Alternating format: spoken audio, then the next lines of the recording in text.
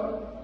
So இந்த breadboard பார்த்தீங்கன்னா 1971ல Ronald Portugal இவர் தான் இன்வென்ட் பண்ணியிருக்காரு.